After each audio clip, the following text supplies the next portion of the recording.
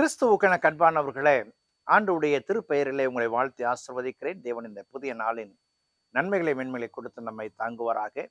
இறைவன் தருகிற ஈவுகளால் நிரப்பப்பட்ட பிள்ளைகளாய் இறை நாமத்தை வகைப்படுத்த முற்படுவோம். கடவுள் நம்மை ஆசிர்வதிக்கட்டும். இதனால் தியானத்திற்காக ஒரு வசனத்தை உங்களுக்கு முன்பாக வைக்கிறேன். அது அப்போஸ்தலனாகிய பவுல் கொரிந்தியருக்கு எழுதின முதலாம் கடிதம் 3ஆம் அதிகாரம் 11வது வசனம். போடப்பட்டிருக்கிற அஸ்திபாரமாகிய கிறிஸ்துவை அல்லாமல் வேறே அஸ்திபாரத்தை போட ஒருவனாலும் கூடாது. Already the foundation has been laid. போடப்பட்ட அஸ்திபாரத்தின் மேல் இன்னொரு அஸ்திபாரம் அவசியமில்லை. அன்புக்குரிய விசுவாசிகளே, இறைவனுடைய பெரிதான கிருபையினாலே நாம் 5 மாதங்களை நிறைவு செய்து இந்த 6வது மாதத்திலே அடியெடுத்து வைத்திருக்கிறோம். 5 மாதங்களாக பராபரனாகிய கடவுள் நம்மை பல்வேறு நிலைகளிலே நிலைப்படுத்தி ஆசீர்வதித்திருக்கிறார். இந்த புதிய மாதம் சிறப்பாக சொல்லுகிற வார்த்தை, இது ஒரு புதிய கல்வி ஆண்டு துவக்கம் என்று சொல்லுவார்கள்.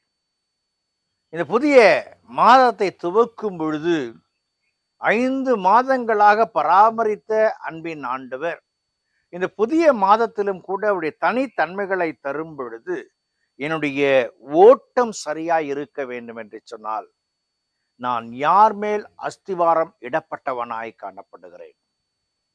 வேதத்திலே நாம் அழகாக வாசிக்கும் பொழுது, மணலின் மேல் அஸ்திபாரமிட்டு கட்டினவனையும் கற்பாறையின் மேல் அஸ்திபாரமிட்டு கட்டினவனையும் கூட ஆண்டவர் ஒப்பிட்டு காண்பிக்கிறார்.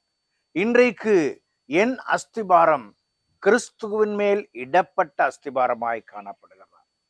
என் ஆண்டவரில் என் வாழ்க்கையை துவக்கி என் ஆண்டவரில் நான் மேன்மைகளை காண முற்படுவேன் என்று சொன்னால், என்னுடைய திட்டங்களும் தீர்மானங்களும் எதிர்நோக்குகளும் வெற்றியாய் முடியும் என்பதிலே மாற்றமில்லை. யார் என் அஸ்திபாரம்? If the Jesus is my foundation, if the Jesus is my cornerstone, if the Jesus is my living stone, என்னுடைய வாழ்க்கை அற்புதமாக மற்ற மக்களுக்கு முன்பதாக நிலைப்படுத்தப்பட்டதாக, இந்த மாதத்தின் ஒவ்வொரு நாட்களிலும் இறையாண்மையை வெளிக்காட்டுகிறவனாக, இறை பண்புகளை வெளிக்காட்டுகிறவனாக நான் காணப்படுவேன் என்பதிலே மாற்றமில்லை. ஆண்டவர் சொல்லுகிறார், என்னிடத்திலே வருகிறவனை நான் புறம்பே தள்ளுவதில்லை.